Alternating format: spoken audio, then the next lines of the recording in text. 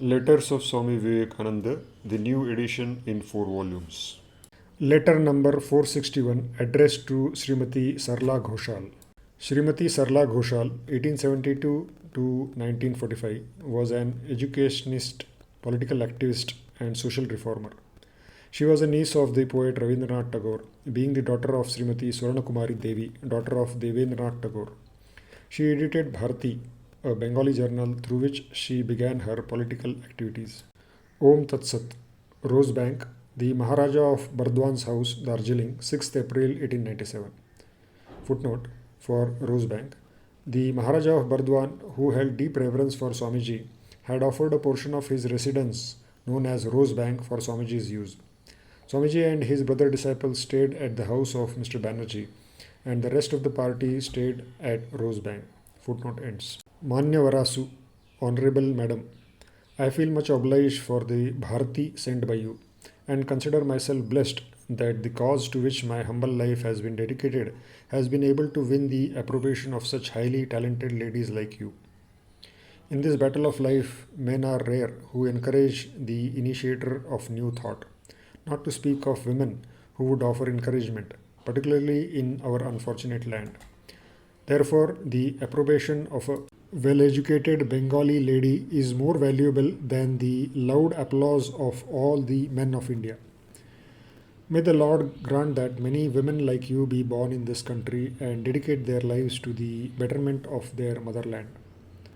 I have something to say regarding the article you have written about me in the Bharati. They are as follows. It is verily for the good of India that religious preaching in the West has been and will be carried out. It has been a long standing conviction that we shall not be able to rise unless the Western people come to our help. In this country, even now, there is no appreciation of merit, no financial strength, and what is most lamentable is that there is not a bit of practicality. There are many goals to be achieved, but no means in this country. We have the brains, but no hands. We have the doctrine of Vedanta, but lack the capacity to put it into practice.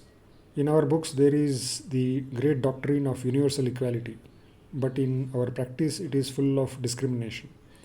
It was in India that the great idea of unselfish and unattached work was preached, but in practice, we are awfully cruel, awfully heartless, unable to think of anything beyond our own mass of flesh bodies. Yet, it is only through the present state of things that it is possible to proceed to work. There is no other way.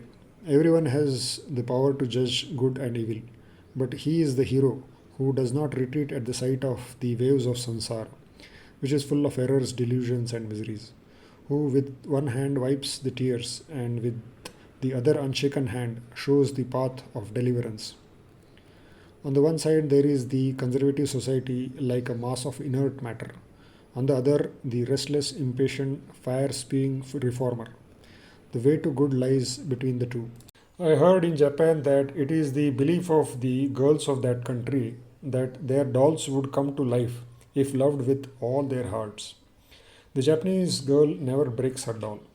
Oh, you noble lady, I too believe that if anyone could love with all his heart the people of the country, bereft of prosperity, burdened with blasted fortune, with lost discretion, trampled by others, ever starving, quarrelsome, and envious of others' fortune, then India will awake again.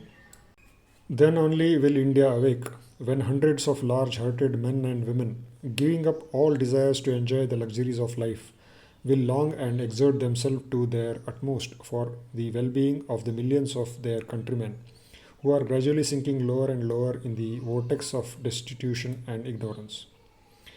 I have experienced even in my insignificant life that good motives, sincerity, and infinite love can conquer the world. One single soul possessed of these virtues can destroy the dark designs of millions of hypocrites and brutes.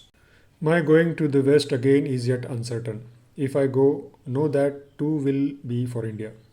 Where is the manpower in this country? Where is the money power? Many men and women of the West are ready to do good to India by serving even the lowest chandals in the Indian way and through the Indian religion. How many such are there in this country? And to speak of financial strength.